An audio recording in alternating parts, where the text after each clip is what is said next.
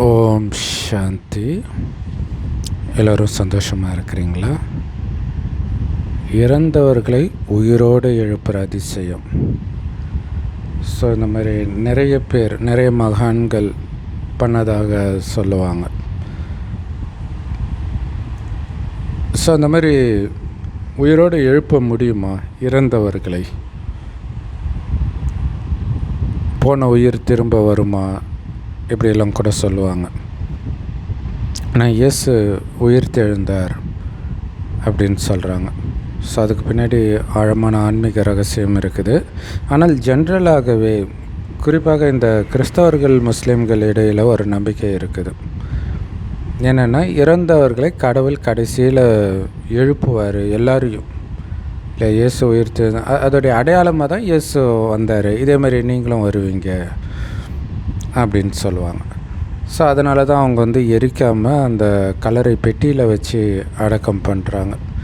இறுதியில் கல்லறையிலிருந்து எழுப்புவேன் அப்படின்னு பைபிளில் கூட இருக்கும். ஸோ இப்போ நிறைய பேருக்கு ஒரு டவுட்டாக இருக்கும், எப்படி எழுப்புவார்? இல்லை, ஒருத்தர் 90 வயசில் நிறைய நோய்வாய்ப்பட்டு இறக்குறாரு, அதே 90 வயசில் நோய்வாய்ப்பட்டவராகவே எழுப்புவாரா? இல்லை, இளமையாக எழுப்புவாங்க அப்படின்னு சொல்லுவாங்க.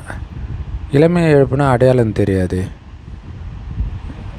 இல்லை, இளமைனா என்ன வயசு? அப்போ 5 வயசில் இறந்த குழந்தைய எப்படி எழுப்புவாங்க? பிறந்த உடனே இறக்குற குழந்தைய எப்படி எழுப்புவாங்க? ஸோ இந்த மாதிரி நிறைய கேள்விகள் கேட்டால் திணற ஆரம்பிச்சிடுவாங்க. ஏன்னா அதில் இறுதியில் எழுப்புன்றதுடைய அர்த்தமே வேறு. ஸோ கிறிஸ்தவ முஸ்லீம் மதத்தின் நம்பிக்கைப்படி ஒரே ஜென்மந்தான் இந்த பூமியில். ஸோ அதனால் அவங்கள உயிர் தெழுப்புறாங்க அப்படின்னா அதில் ஒரு லாஜிக் இருக்குது. இறந்துட்டாங்க, ஆயுசு முடிஞ்சிடுச்சு, மறுபடியும் எழுப்பி அவங்கள சொர்க்கத்தில் வாழ வைக்கிறாங்க அப்படின்னு சொல்கிறாங்க. ஆனால் இந்து மதத்தை பொறுத்த வரைக்கும் ஆத்மா எப்போவுமே இருக்குது. மறுஜன்மம்னு ஒன்று இருக்குது. இல்லை, இந்தியாவில் வெளியே தோன்றிய மதங்களுக்கு அதை பற்றி டைரெக்டாக சொல்லப்படலை, ஆனால் இன்டைரக்டாக சொல்லப்பட்டிருக்கு எல்லாத்துலேயுமே. ஸோ அப்போ இங்கே எழுப்ப வேண்டிய அவசியம் கிடையாது. ஏன்னா அவங்க தான் மறுபடியும் பிறந்துக்கிட்டே தானே இருக்கிறாங்க. இறந்தால் தானே எழுப்புறதுக்கு. மரணம்ன்றது உடலுக்கு தானே, ஆத்மாவுக்கு கிடையாது. இது நிறைய புராண கதைகளில் வரும். வாலி கொன்ன பிறகு வாலியுடைய மனைவி அழும்பொழுது ராமர் சொல்லுவார், தாயே, மரணம் என்பது உடலுக்குத்தானே, ஆத்மாவுக்கு கிடையாது, அறியாமையில் இருக்கிறவங்க தான் அழுவாங்க அப்படின்னு சொல்லுவாங்க. ஸோ அப்போ இங்கே எழுப்ப வேண்டிய அவசியம் கிடையாது இந்து மதத்தை பொறுத்த வரைக்கும். ஏன்னா எப்போவுமே இருக்கிறாங்க. ஸோ மதத்துக்கு ஒரு நம்பிக்கை இருக்கலாம், ஒவ்வொரு மதத்துக்கு ஒரு நம்பிக்கை. ஆனால் அதுக்காக ஒவ்வொரு மதத்துக்கும் ஒரு உண்மை இருக்காது. உண்மை ஒன்று தான் இருக்கும், இல்லை? ஸோ அந்த உண்மை எது அப்படிங்கிறத எல்லா மதத்திற்கும் அப்பாற்பட்ட அல்லது எல்லா மதத்தினாலும் ஏற்றுக்கொள்ளப்பட்ட அந்த ஒரு கடவுளுக்குத்தான் தெரியும். அந்த கடவுள் இறுதியில் வருவார் அப்படிங்கிற நம்பிக்கை எல்லா மதத்துலேயும் டைரெக்டாகவோ இன்டைரக்டாகவோ இருக்குது. கடவுள் யாருன்னு தெரியாதனால இயேசு வருவார், கிருஷ்ணர் வருவார், இப்படியெல்லாம் சொல்கிறாங்க. மொத்தத்தில் கடவுள் வருவார் இறுதியில். ஏன் அப்போவும் கடவுள் வரலன்னா அப்படி ஒரு கடவுள் இருந்து என்ன பிரயோஜனம், இல்லையா? ஸோ இறுதியில் கடவுள் வரார். அப்போது எல்லாருக்கும் ஒரு டவுட் வரும், ஏன் இறுதியில் வரணும்? ஆரம்பத்தில் வர வேண்டியது தானே. இறுதினா என்ன? உலகம் அழியும் போது அவர் வந்தால் என்ன, வராட்டினா என்ன அப்படின்னு தோணும். அவர் சொன்ன ஞானம்தான் ஆத்மா அழியாதது, உடலுக்குத்தான் மரணம், ஆத்மாவிற்கு கிடையாது அப்படின்னு. உலகமே அழிந்த பிறகு இந்த ஞானம் எதுக்கு அப்படின்னு தோணும். எதுக்கு அப்படின்னா, இந்த உலகம் கூட மொத்தமாக அழியாது. அதாவது அப்படியே காணாமல் போயிடாது, அப்படியே வைப் அவுட் ஆகிடாது. அதாவது இந்த பூமியில் உள்ள எல்லா ஜீவராசிகளும் காணாமல் போயிடாது. கண்டிப்பாக கொஞ்சம் பேர் இருப்பாங்க, விதையாக இருப்பாங்கன்னு சொல்லலாம். இல்லை விதையிலேருந்து மீண்டும் வர மாதிரி கொஞ்சம் பேர் இருப்பாங்க, மனிதர்களையும் சரி எல்லா ஜீவராசிகள்லையும் சரி. அவங்க எங்கே இருப்பாங்களோ அந்த இடம்தான் சொர்க்கமாக மாறும். அந்த கம்மியான பேர் இருக்கிற இடம், அந்த இடம் எது தெரியுமா? நாம் வாழற நம்ம பாரத தேசம். ஆனால் அப்போ பாரதம் இவ்வளோ பெருசாக இருக்காது. ஏன்னா அங்கே இருக்கக்கூடிய மக்களே கம்மியாக தான் இருக்க போகிறாங்க. அதுக்கு இவ்வளோ பெரிய தேசமும் தேவையும் கிடையாது. ஸோ யமுனை நதிக்கரையோரமாக இருக்கக்கூடிய டெல்லி சார்ந்த பகுதிகள் மட்டும்தான் சொர்க்கமாக இருக்கும். மற்றதெல்லாம் கடலுக்குள்ளே போயிடும். அந்த இடம் மட்டும்தான் இருக்கும் சொர்க்கமாக. அங்கே தான் எல்லா மதத்துலையும் சொல்கிற மாதிரி சிங்கமும் பசுவும் ஒன்றா தண்ணி குடிக்கும். சிங்கம் கூட இன்னொரு விலங்குக்கு துக்கம் கொடுக்கணுன்ற எண்ணம் இருக்காது. எல்லா ஜீவராசிகளும் தாவரத்தை தான் சாப்பிடும். ஸோ உங்களுக்கே தெரியும், இந்து மதத்தில் மட்டும்தான் அல்லது இந்தியாவில் தோன்றிய மதங்களில் மட்டும்தான் இந்த சைவம்ன்றது இருக்குது. மற்ற இடங்கள்லாம் அசைவ உணவு பழக்கம்தான் இருக்குது. அது காரணம் என்னென்னா, இங்கே அப்படி தான் இருந்தது உலகம் ஆரம்பத்தில். ஸோ அப்படி சொர்க்கமாக இதே பாரத பூமி மாறப்போகுதுன்ற செய்தியை சொல்வதற்குத்தான் கடவுள் அவருடைய இருப்பிடமாகிய பரந்தாமத்திலிருந்து வரார். கடைசி ஒரு வருடம் ஒரு வயோதிகர் உடலுக்குள்ளே பிரவேசிக்கிறார். அந்த கடவுளைத்தான் சிவன் இந்துக்களும் அல்லான்னு முஸ்லீம்களும் பரமபிதான்னு கிறிஸ்தவர்களும் சொல்கிறோம். கடவுள் ஒருத்தர் தான். அவருக்கும் மனிதர்களுக்கும் என்ன வித்தியாசம்? அல்லாஹ் ஒருவரே அப்படின்னாலே மற்ற எல்லாரும் மனிதர்கள் தான் அர்த்தம். அப்போ என்ன வித்தியாசம் கடவுளுக்கும் மனிதர்களுக்கும்? நாம் தாயின் கர்ப்பத்தில் குழந்தையாக பிறக்கிறோம்.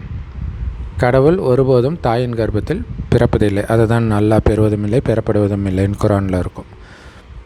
ஸோ அதனால தான் இந்து தெய்வங்கள் இத்தனை பேர் இருந்தாலும் சிவனுக்கு மட்டும்தான் நம்ம லிங்க ரூபத்தில் பூஜை பண்ணுறோம். ஒன்றும் இல்லை, ஆத்ம ரூபம், ஜோதி ரூபம். அவர் உடலே எடுக்கலை, ஆத்மா கூட பூர்வ மத்தியில் ஜோதி மாதிரி தான், நட்சத்திரம் மாதிரி இருக்குது. எனக்கு தெரியாத நுட்பமான ஒளிப்புள்ளி. இறைவனும் அதே மாதிரி ஆத்மா தான். அதனால தான் பரமாத்மான்னு சொல்கிறோம். அவர் ஒரு வயோதிகர் உடலில் பிரவேசமாகி அந்த வயோதிகருக்கு பிரம்மான் பேர் வைத்து அவர் வாய் வழியாக இந்த ஞானத்தை கொடுக்கிறார். ஸோ அவர் வாய் வழியாக இந்த ஞானத்தை கேட்குறவங்க தான் பிரம்மா குமார் குமாரிகள். ஸோ அந்த ஞானத்தை முரளின்னு சொல்லுவோம். இந்த முரளி எல்லா பிரம்மகுமாரிகள் ராஜயோக தியான நிலையத்திலும் முற்றிலும் இலவசமாக கிடைக்கும். யூடியூப் வெப்சைட்ஸ்லலாம் இருக்குது. அதோடய லிங்க் நம்ம வாட்ஸ்அப் சேனலில் போஸ்ட் பண்ணுவோம். வாட்ஸ்அப் சேனல் லிங்க் இந்த வீடியோக்கு டிஸ்கிரிப்ஷனில் இருக்கும். அவசியம் ஜாயின் பண்ணிக்கோங்க. அந்த ஞானத்துடைய சாரம் என்ன தெரியுமா? நீங்கள் அழியக்கூடிய உடம்பு கிடையாது, அழிவற்ற ஆத்மா. அது பூர்வமத்தியில் நட்சத்திரம் மாதிரி ஜொலிக்குது. உயிரை தான் ஹிந்தியில் ஆத்மான்னு சொல்கிறோம். ஸோ அந்த ஆத்மா தான் கண் வழியாக பார்க்குது, வாய் வழியாக பேசுது. அனைத்து காரியத்தையும் இந்த உடல் மூலமாக ஆத்மா தான் செய்யுது, யோசிக்கிறது உட்பட. ஏன்னா மனம் புத்தி ஆத்மாவில் தான் இருக்குது. இந்த ஆத்மான்ற உணர்வில் தான் சொர்க்கத்தில் எல்லோருமே இருந்தாங்க. அதனால தான் ஆண்களும் பெண்களும் அவ்வளோ அழகாக இருந்தாலும் சின்ன சலனம் கூட இருக்காது. காமம்னா என்னன்னே தெரியாது. காமம், கோபம், பற்று, பேராசாங்கன்னா என்னன்னே தெரியாது. கணவனும் மனைவியும் நமக்கு ஒரு வாரிசு வேணும்னு நினைக்கும்போது மனைவி கர்ப்பம் அடைவாள். ஸோ அந்தளவுக்கு பரிசுத்தமாக இருந்ததுனால தான் சொர்க்கத்தில் வாழ்ந்தவர்களை இன்றைக்கி நம்ம கோயில் கட்டி கும்பிடுறோம். சிவனை தவிர அத்தனை பேரும் சொர்க்கத்தில் வாழ்ந்தவர்கள். அவங்க இப்போ எங்கே போயிட்டாங்க? எங்கேயும் போகலை. மறுஜென்மம் எடுத்துட்டு சொர்க்கம் முடிந்து இதே பூமி நரகமாகும் பொழுது பாவம் செய்ய ஆரம்பிக்கிறாங்க. ஏன்னா உடல்ன்ற உணர்வுக்கு வந்துடுறாங்க. ஃபாலன் ஏஞ்சல் அப்படின்னு கிறிஸ்தவ மதத்தில் சொல்கிறாங்களே, ஏஞ்சல்னால் தேவதைகள். ஸோ அவங்க காமத்தில் விழ ஆரம்பிக்கிறாங்க. அப்படியே மேலேருந்து பொதுக்கடின்னு கீழே விழுறாங்கன்னு அர்த்தம் கிடையாது. ஏன்னா இதே பூமி தான் சொர்க்கமாக இருந்தது. உயர்ந்த பூமியாக உயர்ந்த உலகமாக இருந்ததே தவிர உயரத்தில் உலகம் கிடையாது. இது ஒரே பூமி தான். எப்படி அல்லாஹ் ஒருவரோ அதேமாதிரி அவருடைய படைப்பும் இதே பூமி தான். ஸோ இங்கே தான் நாம் தேவதைகளாக வாழ்ந்தோம் 2500 வருடம். காமம், கோபம், பற்று, பேராசை, ஆங்கர்னா என்னன்னே யாருக்கும் தெரியாது. ஏற்கனவே சொன்ன மாதிரி சிங்கம் பசுவும் ஒன்றா தண்ணி குடிக்கும். எல்லா ஜீவராசிகளும் தாவரத்தை தான் உணவாக சாப்பிடும். இது ஆதி ஆகமம் முதல் பக்கத்திலே இருக்கும் பைபிளில். ஸோ அப்படி இருந்த நாம் 2000 நாம் தான் அப்படி இருந்தோம். அதுதான் முக்கியமான விஷயம். ஸோ நாம் தான் அப்படி இருந்தோன்னு தெரியாமல் நாமே இதே பூமி நரகமான பிறகு கோயில் கட்டி கும்பிட்றோம். ஏன்னா சொர்க்கத்தில் கோயில் கட்ட மாட்டோம், பூஜை பண்ண மாட்டோம். காரணம், அங்கே பாவம் செய்யலை. பாவம் செஞ்சால் தானே துக்கம் வர்றதுக்கு. இங்கே பாவம் செய்ய ஆரம்பிக்கிறோம், துக்கம் வருது, உடனே கடவுளை தேடுறோம். அப்போ சொர்க்கத்தில் வாழ்ந்த தேவதைகள் அவங்களுக்கு காட்சியாக கனவுல இப்படிலாம் தெரியும். இன்னை வரைக்கும் அப்படி தான் கோயில் கட்டுறாங்க. ஸோ அப்படி கோயில் கட்டுவாங்க. மற்றபடி அவங்களுக்கு தெரியாது நாம் தான் தேவதையாக இருந்தோன்னு தெரியாது. அப்படியே தொடர்ந்து வந்துக்கிட்டே இருக்கிறோம். இப்போவும் நமக்கு தெரியுமா நாம் தான் தேவதையாக இருந்தோன்னு? தெரியாது இல்லையா? இப்போ இறுதியில் இறைவன் இந்த ஞானத்தை கொடுக்குறார். ஏன்னா கலியுகம் அழிந்து மீண்டும் இதே பூமி சத்தியுகமாக மாறப்போகுது. அப்போ சத்தியுகத்துக்கு வரணுன்னா சத்தியுகத்தின் குணம் எதுவோ அந்த குணத்தை நீங்கள் உங்களுக்குள்ளே நிரப்பிக்கணும். சத்தியுகத்தில் அன்பு, அமைதி, தூய்மை, சுகம் இது தான் இருக்குமே தவிர காமம், கோபம், பற்று, பேராசை, அகங்காரம் கொஞ்சம் கூட இருக்காது. அது கலியுகத்தில் தான் அப்படி இருக்கும். ஸோ அதற்கு தான் அடிப்படை ஞானம் உங்களை ஆத்மான்னு உணர்ந்து ஆத்மாவின் தந்தை சிவபரமாத்மாவை நினைவு பண்ணிக்கிட்டே இருங்கன்றார். அவர் செம்பொன் நிறமான ஒளி உலகத்தில் நட்சத்திரம் மாதிரி இருக்கார். ஆத்மா பூர்வமத்தில் நட்சத்திரம் மாதிரி ஜொலிக்குது. பாவம் செய்து செய்து ஆத்மாவில் தான் இந்த பாவம் இருக்கும் குணங்களாக. ஸோ அந்த பாவ குணத்தை அழிப்பதற்கு சிவபரமாத்மாவை நினைவு செய்யணும். இறைவன் கொடுக்குற ஞானமாகிய அந்த முரளியை சிந்தனை செய்ய செய்ய இறைவனுடைய அந்த தெய்வீக குணங்கள் நமக்குள்ளே நிரம்ப பெறும். இதனால் என்ன ஆகும் அப்படின்னா, ரொம்ப முக்கியமான விஷயம். ஏன்னா தலைப்பு என்ன? இறந்தவர்களை எழுப்பும் அதிசயம், உயிரோடு எழுப்பும் அதிசயம். இப்போ உடலுக்கு தான் மரணம், ஆத்மாவுக்கு மரணம் கிடையாதுன்னு பார்த்தோம் இல்லையா? ஆனால் உடலுக்கு மரணம்னா அந்த ஆயுள், இந்த உடலுடைய ஆயுள் அது முடிஞ்ச உடனே உடம்பை விட்டு உயிர் பிரியுது. அப்போ உடலுடைய ஆயுள் முடியுது, ஆத்மாவுடைய ஆயுள் கிடையாது. அதேமாதிரி ஆத்மாவுக்கும் ஆயுள் இருக்கிறது. அதிகபட்ச ஆயுள் 5000 வருடம். இது 5000 வருட காலச்சக்கரம். ஸோ ஆரம்பத்திலே பிறந்திருந்தாங்கன்னா கடைசி வரைக்கும் வருவாங்க. எப்போ பிறந்தாலும் கடைசி வரைக்கும் வருவாங்க. ஆனால் எல்லோரும் ஆரம்பத்தில் பிறக்கிறது கிடையாது. சொர்க்கத்தின் ஆரம்பத்தில் 100% தூய்மையாக 100% தெய்வீக குணம் நிரம்பியவர்களாக இருக்கிறவங்க தான் ஆரம்பத்தில் பிறப்பாங்க. மற்றவர்களும் கொஞ்சம் லேட்டாக பிறப்பாங்க. அது வரைக்கும் எங்கே இருப்பாங்க? உலகம் அழியும்போது எல்லா ஆத்மாவும் மேலே போயிடும். மேலேருந்து கொஞ்சம் கொஞ்சமாக வரும். இப்போ 5000 வருடம் ஆயுள் முடிஞ்சிடுச்சு. இப்போ மார்கண்டேயன் தன்னுடைய ஆயுள் முடியும் போது சிவலிங்கத்தை கட்டி பிடிச்சிக்கிட்டான்றது உடலுடைய ஆயுள் கிடையாது இல்லையா? ஒரு பக்தன் எதுக்கு மரணத்தை கண்டு பயப்பட போகிறான்? அப்போ அதுவும் ஆன்மீகவாதி, அதுவும் சிவபக்தன், வெறித்தனமான பக்தன். அது ஆத்மாவுடைய ஆயுள் முடிகிற இந்த கடைசி நேரத்தை குறிக்கிற விஷயம். இப்போ ஆத்மாவுக்கு பவர் வேணும் இல்லையா? பெட்ரோல் போட்டால் தானே கார் ஓடும். அது மாதிரி ஆத்மாவுக்கு சக்தி இருந்தது. 5000 வருஷம் ஓடிச்சு. அந்த சக்தி, அதாவது இந்த 5000 வருடத்தில் என்ன நடக்குதோ அதே தான் திரும்ப திரும்ப நடக்கும். அதாவது 5000 வருஷம் முன்னாடி இதே நாள் இதே நேரம் இதே வீடியோ நான் போட்டிருந்தால் தான் இப்போவும் போடுவேன். ஒவ்வொரு கல்பத்திலும் இந்த நாள், இந்த 2026 இதே நாளில் இதே வீடியோ நான் போடுவேன். நீங்களும் இதே நேரத்தில் எந்த மனநிலையில் பார்க்குறீங்களோ அதே மனநிலையில் தான் பார்ப்பீங்க. ஸோ அந்த அளவுக்கு நடந்தது துல்லியமாக திரும்ப திரும்ப நடக்கும். ஸோ இதை ஏன் சொல்கிறேன் அப்படின்னா, இப்போ நம்மளுடைய ஆயுள் முடிய போகுது. இவ்வளோ நாள் இருந்ததுக்கான சக்தி எங்கேருந்து கிடைச்சது தெரியுமா? முந்தைய கல்பத்திலையும் இதே கலியுகம் அழியிறதுக்குன்னு 1 வருடம் முன்பு இறைவன் நமக்குள்ளே அந்த சக்தியை நிரப்பினார். எப்படி சக்தியை நிரப்புறதுன்னா இறைவனை நினைக்கணும், ஆத்மான்னு உணர்ந்து நினைக்கணும். ஸோ ஆத்மான்னு உணர்ந்து நினைக்க ஆத்மாவில் இருக்கிற அழுக்கு போகும். ஸோ அழுக்கு நீங்கள் ஆத்மாவுடைய ஆயுள் அதிகரிக்கும். ஸோ இதுதான் இறந்தவர்களை எழுப்பது, இறுதியில் கல்லறையிலிருந்து எழுப்பது. ஏன்னா ஆல்மோஸ்ட் காலி, ஆத்மா இறந்த நிலைக்கு வந்துடுச்சு. அந்த நேரம் இறைவன் இந்த ஞானத்தை கொடுத்து இறைவனை நினைக்க வைக்கிறார், ஞானத்தை சிந்தனை செய்ய வைக்கிறார். அப்போ இறைவனுடைய தெய்வீக குணங்களையும் அந்த ஞானத்தை சிந்தனை பண்ண நமக்குள்ளே நிரம்பும்.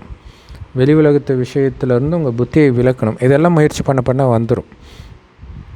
அப்போ எந்த அளவுக்கு தெய்வீக குணத்தை நிரப்புறீங்களோ, எந்த அளவுக்கு இறைவனை நினைக்கிறீங்களோ, அந்த அளவுக்கு உங்களுடைய ஆயுள் அதிகரிச்சுக்கிட்டே இருக்கும், உங்களுடைய செல்வமும் அதிகரிக்கும். இல்லை, ஆயுளும் வேணும், செல்வமும் வேணும். நீங்கள் சொர்க்கத்துக்கு வந்துட்டீங்க. அதாவது இப்போ பாருங்கள், இப்போ இந்த ஜென்மத்தில் நீங்கள் ஒரு 70 வயசில் இறக்குறீங்கன்னு வச்சுக்கோங்க. ஸோ இது கன்ஃபார்ம் உங்களுக்கே தெரியும், 70 வயசு வாழ்ந்தாச்சு. ஸோ அடுத்த ஜென்மத்தில் அடுத்த கல்பத்தில் இந்த ஜென்மம் இதுன்னு தெரியும். ஆனால் இதுக்கு முன்னாடி இல்லையா, ஏன்னா நடந்ததே நடக்கும்ன்றதை வச்சு அது தெரியும். ஆனால் அப்போ கூட நீங்கள் ஆயுள் ஏற்றினா தான் அது நடக்கும். அப்போ எப்படியும் ஏற்றிடுவீங்க. போன தடவை முயற்சி பண்ணால் இப்போ முயற்சி பண்ணுவீங்க. ஸோ அப்போ இறைவனை நினைக்க 70, 100, 200, 300ன்ட்டு இப்படியே போய் 5000 வருடத்திற்கான ஆயுளை உங்களால் நிரப்பிக்க முடியும். அப்புறம் அந்த ஞானத்தை சிந்தனை பண்ணி குணங்களை தெய்வீகமாக மாற்ற பதவியும் உயர்ந்ததாக கிடைக்கும். ஏன்னா சொர்க்கத்தில் ராஜாராணி ஆட்சி தான் நடக்கும். ஸோ ராஜாராணி பதவியே கிடைக்கும். ஸோ அப்போ உண்மையிலே ஆத்மாவை எப்படி எழுப்புறாருன்னா, கிறிஸ்தவர்கள் சொல்கிறாங்களே, அவங்க இளமையாக எழுப்புவாங்க, ஆரோக்கியமாக எழுப்பாங்க, வசீகரமாக இருப்பாங்க. இதெல்லாம் சொர்க்கத்தில் இருக்கிறவங்க இல்லையா? அப்போ எழுப்பி அவங்க சொர்க்கத்தில் இருப்பாங்கன்றாங்க. அப்போ சொர்க்கத்தில் எப்படி இருந்தீங்களோ அந்த மாதிரி நீங்கள் எழுப்பப்படுவீர்கள்னால் செத்து எழுந்திருக்கிறது கிடையாது, அங்கே போய் ஜென்மம் எடுப்பீங்கன்னு அர்த்தம். ஸோ அங்கே மொட்டையாக அப்படியே எழுப்பிடுவாங்க. அது பக்தியும் கண்ணை மூடிட்டு அப்படியே நம்புறது, அது எப்படி சாத்தியம்? அத்தனை பேர் எழுந்திரிச்சாங்கன்னா உலகத்தில் இடம் இருக்குதா? இந்த கேள்வி கிறிஸ்தவர்களே கேட்பாங்க. பட் அதெல்லாம் கேட்காம அப்படியே நம்புவோம் அப்படின்னு நம்பிட்டுருக்குறாங்க. சரி, ஏதோ ஒரு நம்பிக்கை வேணும் தானே. இப்போ இறைவன் இந்த ஞானத்தை சொல்கிறார். இது யாருக்கு புரியும்? யார் முந்தைய கல்பத்தில் இந்த ஞானத்தை எடுத்து தேவதையை ஆனார்களோ அவர்களுக்குத்தான் புரியும். அவர்கள்தான் இந்த வீடியோவை இவ்வளோ ஃபுல்லாக பார்த்துருக்கவும் முடியும். அதனால் உங்களுக்கு டவுட்டே தேவையில்லை, நீங்கள் கண்டிப்பாக சொர்க்கத்தின் தேவதைகள் தான். ஸோ அப்படி இறைவன் நம்மளை எழுப்புறதுடைய நினைவு, அதாவது சக்தி கொடுத்து எழுப்புறார். அஞ்ஞான உறக்கத்தில் எழுப்புறார். உடம்புன்னு நினைக்க ஆத்மாவுடைய ஆயுள் குறையுது, ஆத்மான்னு நினைக்க ஆத்மாவுடைய ஆயுள் ஏறுது. ஸோ அப்படி நம்மளை இப்போ எழுப்புறார் இறந்த நிலையிலிருந்து. ஸோ இதை தான் நாங்கள் திருப்பள்ளி எழுச்சின்னு உறக்க நிலையிலிருந்து எழுப்புறதா காட்டிட்டாங்க. பாருங்கள், மகாவிஷ்ணு படுத்துட்டு இருப்பார், அங்காள பரமேஸ்வரி படுத்துட்டு இருப்பாங்க. அப்போ ஆல்மோஸ்ட் இறந்த நிலை. இப்போ இறைவனை நினைத்து ஆத்மாவுக்குள்ள சக்தியை நிரப்பி மறுபடியும் நாம் சொர்க்கத்தில் பிறக்கிறோம் அப்படிங்கிறது தான் அதோடைய அர்த்தம். அப்போ மகாவிஷ்ணு யாருடைய நினைவில் இருக்கிறாரு அப்படிங்கிறது சிதம்பரம் நடராஜர் கோயிலில் மற்ற எல்லா கோயில்களை காட்டிலும் அற்புதமாக உருவாக்கப்பட்டிருக்குது இல்லையா? இந்த சைடு மகாவிஷ்ணு சிலை இருக்கும், நேராக பார்த்திங்கன்னா நடராஜர் சிலை இருக்கும். ஸோ நடராஜரை கும்பிட்றதா மகாவிஷ்ணு கும்பிட்றதானே தெரியாது பக்தர்களுக்கு. அங்கே அவர் படுத்துட்டு இருப்பார். அப்போ படுத்துட்டு ஞான நடனம் ஆடிட்டு இருக்கிறார். அதனால தான் அங்கே எதிர நடராஜர். இப்போ ஞானத்தை சிந்தனை பண்ணிகிட்டு இருக்கிறாருன்னு அர்த்தம். அது ஞான நடனம், ஸ்தூல நடனம் கிடையாது. ஸ்தூல நடனத்தின் கடவுள் கிடையாது சிவபெருமான். ஞான நடனத்தை நமக்கு கற்றுக் கொடுக்குறார். பரதநாட்டியம் கற்றுக் கொடுக்கல, அவங்க அப்படி புரிஞ்சுக்கிட்டாங்க. ஸோ அப்போ இந்த ஞானத்தை சிந்தனை பண்ண இந்த வெளி உலக விஷயங்கள் எல்லாம் புத்தியிலிருந்து மறந்து அந்த சொர்க்கத்தின் குணம் வரும். அந்த சொர்க்கத்தை பற்றிய சிந்தனையிலே இருப்போம். அப்படியே கலியுகம் அழிந்து இந்த உடலை விட்டு உயிர் பிரிந்து சொர்க்கமாக மாறிய பிறகு சொர்க்கத்தில் பிறவி எடுப்போம். இறைவன் நினைவிலிருந்து அந்தளவுக்கு ஆயுளை நீங்கள் நிரப்பிக்கிட்டீங்கன்னா. ஸோ இதுதான் இறந்தவர்களை உயிர்ப்பிக்கும் அதிசயம் இறைவன் செய்கிறார். பைபிள் குரானில் சொன்னது உண்மை. ஆனால் அப்படியே பிணத்தை எழுப்புறது கிடையாது. ஆத்மாவுக்கு சக்தியை கொடுத்து எழுப்புகிறார். மறுபடியும் தேவதையாக எழுப்புகிறார். இந்த உடம்பே மறுபடியும் வந்தால் என்ன, வராட்டினா என்ன? எத்தனை பேர் ஊனமாக பிறக்கிறாங்க. அதுவும் சொல்லுவாங்க, ஊனமாக பிறந்தவர்கள் ஆரோக்கியமாக இருப்பார்கள். அப்போ எப்படி எழுப்புனாங்கன்னு சொல்ல முடியும் இல்லையா? அப்போ ஆரோக்கியமாக இருக்கிறது சொர்க்கத்தில் தான் நோய் இருக்காது, சின்ன தலைவலி கூட இருக்காது, அவ்வளோ அழகாக இருப்பாங்க.